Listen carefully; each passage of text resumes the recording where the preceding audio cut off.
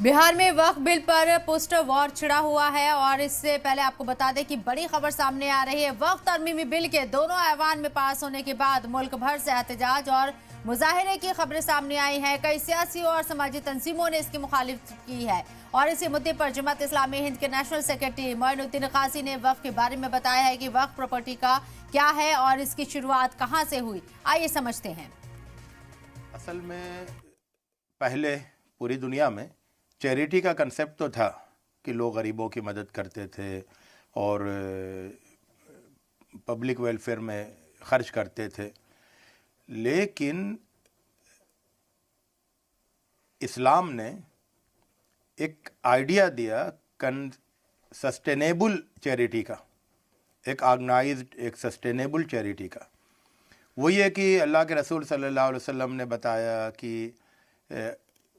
आदमी जब इस दुनिया से चला जाता है तो उसकी के अमल का रजिस्टर बंद हो जाता है।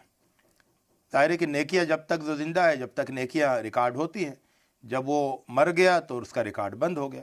लेकिन उसके बावजूद कुछ एक चीज़ खुली रहती है या तीन चीज़ें खुली रहती है। उसमें से एक चीज़ ये बताई कि वो सदका, वो चैरिटी जो कि उसके बाद भी जिसका फ़ायदा लोगों को पहुंचता रहे।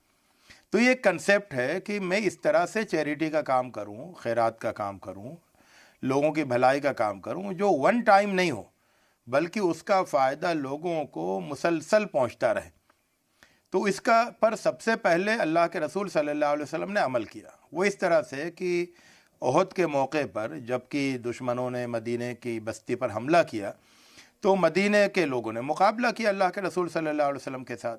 तो उसमें तारीख़ ये बताती है कि मुसलमानों के साथ जो उस जगह के मदीने के जो शहरी थे उसमें यहूदी भी थे। तो एक यहूदी जिनका नाम मुखैरिक था वो भी उसमें शरीक हुए और उन्होंने अल्लाह के रसूल सल्लल्लाहु अलैहि वसल्लम का साथ दिया अपने शहर की हिफाजत के लिए, और उसमें वो शहीद हो गए या उसमें वो।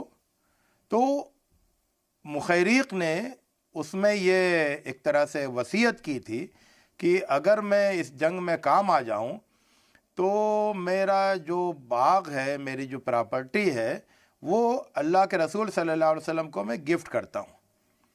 तो जब वो उस जंग में काम आ गए तो अल्लाह के रसूल सल्लल्लाहु अलैहि वसल्लम को प्रॉपर्टी मिल गई, उनकी तरफ से उन्होंने डोनेट की थी। तो अल्लाह के रसूल सल्लल्लाहु अलैहि वसल्लम ने उसको खर्च करने के बजाय उसे वक्फ कर दिया कि ये प्रॉपर्टी, ये बाग ऐसे ही रहेगा, ये खेत ऐसे ही रहेंगे और उसमें जो भी आमदनी होगी वो गरीबों में तकसीम होगी। उसके बाद फिर एक खैबर का वाक़या हुआ, वहाँ पर बहुत सारे बागात मुसलमानों को मिले। तो उसमें हज़रत उमर रज़ियल्लाहु ताला अन्हु के हिस्से में बहुत बड़ा बाग आया। हज़रत उमर रज़ियल्लाहु ताला अन्हु ने अल्लाह के रसूल सल्लल्लाहु अलैहि वसल्लम के मशवरे से वो बाग, बहुत बड़ा बाग था, उसे वक्फ कर दिया और उसकी फिर शर्तें लिखी। और उन शर्तों में ये बात थी कि ये जो बाग है ये बेचा नहीं जाएगा, ये तकसीम नहीं होगा, ये बदला नहीं जाएगा, और इसकी जो खजूरें हैं, जो इसकी आमदनी है, जो इसकी फसल होगी वो गरीबों में तकसीम होगी।